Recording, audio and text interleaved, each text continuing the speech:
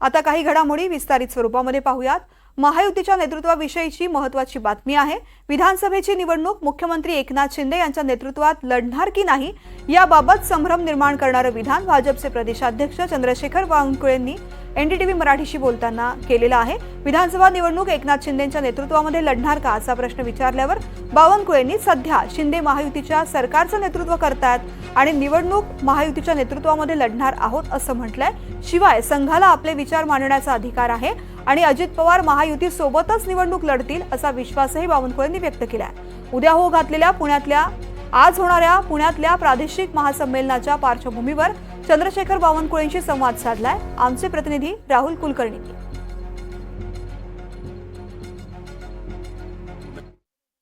की मला अजित पवारांच्या बद्दलचं कन्फ्युजन तुमच्याकडनं दूर करून घ्यायचं। महायुतीमध्ये अजित पवार असणार मला वाटतं की यात काही शंकाच असली नसायला नको नाहीये। कारण जर एनडीए म्हणून आम्ही जर लोकसभा लढलो आहे तर विधानसभेला आम्ही कसं असा निर्णय करायचा की अजितदादाने आमच्यासोबत लढू नये। त्यामुळं एनडीए आहे, महायुती आहे, त्यामुळे कन्फ्युजनचा प्रश्नच नाही। ते मागे देवेंद्रजी नो नाही नेवर म्हणाले होते, तशीच स्थिती नाही आहे ना। नाही, मला असं वाटतं आज तरी अजितदादा एनडीएमध्ये आहे, असा कुठलाही निर्णय नाही की ते एनडीएच्या बाहेर आहे। त्यामुळं आज कन्फ्युजन ठेवण्याची गरज नाही। मग संघ वर्तुळातनं जे अधूनमधून बातम्या येतात, नाही, आपलं मत असतं, आपला अभ्यास असतो आणि त्यामुळं मला असं वाटतं की काही मतं असे व्यक्त केल्यानंतर ज्याला अर्थाचे बिनअर्थ काढून ते दाखवून त्या ठिकाणी तोडमोड करून दाखवले जातात। त्यामुळं मला असं वाटतं बोलणाऱ्याचा मतार्थ काय, विवेकचा मतार्थ काय किंवा अनेक याचा मतार्थ काय, त्याचं तोडमोड करून एखाद्याला बॉक्समध्ये आणणे काही योग्य नाही। तर मला वाटतं की महायुती योग्य पद्धतीने लढेल। मी लेख वाचलेला आहे ऑर्गनायझर, कारण तुमचं पुन्हा मी एकदा सांगतो ही मुलाखत अशी आहे ना की यानंतर लोकांच्या मनात प्रश्न राहूच नाही। मी तुम्हाला वारंवार सांगतो आहे की महायुतीबद्दल संभ्रम ठेवण्याची गरज नाही, एनडीएचं संभ्रम ठेवण्याची गरज नाही। कुठलाही असा काय झालं नाही आहे की महायुतीतून अजितदादा बाहेर जातील किंवा त्यांना त्या ठिकाणी बाहेर जायची परिस्थिती निर्माण होईल, असं काहीच झालं नाही। मतं मिळाली नाहीत लोकसभेला। मतं शेवटी अनेक विचारधारा वेगवेगळ्या आहेत। भाजपा शिवसेनेची नैसर्गिक विचारधारा आहे, हिंदुत्वाची आहे। अजितदादाच्या पक्षाची विचारधारा थोडी भिन्न होती, त्यामुळं असे विचार एकत्र यायला थोडा वेळ लागतो, काही काळात ते होईल। पण मग विधानसभेला ते मिंगल होण्यासाठी काय करायला हवं असं वाटतं भाजपला? आमची संघटना आम्ही एवढी मजबूत करू की मोदी सरकार शेवटी आम्ही जे काम करतो आहे ते समाजाकरता समर्पित आहे। आमचा कार्यकर्ता हा ध्येयाकरता काम करतो, राष्ट्रहिताकरता काम करतो आहे। आमचा कार्यकर्ता कुठल्या उद्दिष्टाने काम करत नाही। आमचा उद्दिष्ट आहे की मोदींच्या सरकारच्या 5 वर्षाच्या योजनेचा लाभ समाजाच्या शेवटच्या माणसाला पाहिजे असेल तर आपल्याला राज्यात सरकार लागेल। नाही, यांची मतं आपल्याला मिळावी अशा अर्थाने याकरता सांगतोय की त्यांनाही मागच्या वेळेस अजितदादा आणि त्यांनी सर्वांनी प्रयत्न केला, त्यांच्या सर्व टीमने इमानदारीने प्रयत्न केला की मोदींचं सरकार, मोदीजीचे प्रधानमंत्री होण्याकरता काम केलं, पण काही काळ लागतो मताचं त्या ठिकाणी ट्रान्सफर व्हायला। तर मला वाटतं पुढच्या काळात होईल। तर मग संघाचा कधी कधी फार अनावश्यक हस्तक्षेप आहे असं वाटतं, अशी खुल्या प्लॅटफॉर्मवरती मतं व्यक्त करणं। असं आहे की आपापलं मत व्यक्त करण्याचा सर्वांना व्यक्ती स्वातंत्र्य आहे, संघाला पण आहे, सर्वांनाच आहे, का नाही?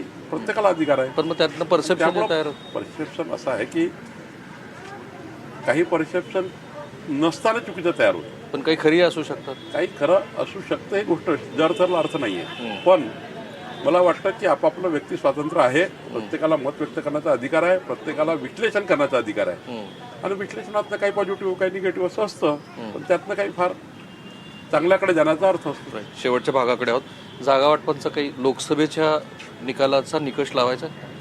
मला वाटतं जिंकेल तिथे लढणे हाच जास्त अर्थ आहे। जिथे उत्कृष्ट उमेदवार आहे, जिंकू शकतं अशा ठिकाणी निकष होतील। सिटिंग उमेदवार तर आहेत सर्वांचे, सिटिंग आमदार तर आहेत, सिटिंग व्यतिरिक्तही ज्या जागा आहेत त्या ठिकाणी चांगले निकष लागतील, जिंकण्यासाठी निकष लागतील। नाही, तुमच्या बोलण्याचा अर्थ असा की जे सिटिंग आहेत आमदार ती जागा त्या पक्षाला जाईल मला आणि जिंकण्याचं असं वाटतं हे नैसर्गिक युतीमध्ये असं असतं की बाबा सिटिंग सीट त्यांना द्याव्या, उरलेल्या सीटवर काय करावं, साधारण असा एक फॉर्म्युला असतो। आज तो फॉर्म्युला मला पूर्ण अधिकार नाही यायचे, केंद्रीय नेतृत्वाला आहे, पण मला वाटतं की असा साधारण एक युतीचा भाग असतो। पण मग लोकसभेचा निकष लावायचा की नाही लावायचा? नाही, आता लोकसभेच्या निवडणुकीचे जे काही आपण जागा वाटप असतात आणि विधानसभा निवडणूक असतं. दोन्ही निवडणुकीचे विषय वेगळे आहेत, दोन्ही निवडणुकीचे उमेदवार वेगळे आहेत, दोन्ही निवडणुकीमध्ये जय पराजय वेगळा आहे. त्यामुळे मला वाटतं की एकदम लोकसभेचे निकष विधानसभेला, विधानसभेचे निकष लोकसभेला हे लावायचं नाही. असा साधारण होत नाही. मी असं म्हणत नाही की लावाल की नाव नका लावू, पण साधारण असं असतं की त्या निवडणुकीचे त्या निवडणुकीपर्यंत करता आपापले वेगवेगळे त्या ठिकाणी विषय असतात. राईट. पण मला असं कळलं की काल तुम्ही 144 जागा भाजपनं लढाव्यात अशा संदर्भात काही चर्चा केली? असं कुठलीही चर्चा कालच्या आणि परवाच्या कोर ग्रुपमध्ये झाली नाही.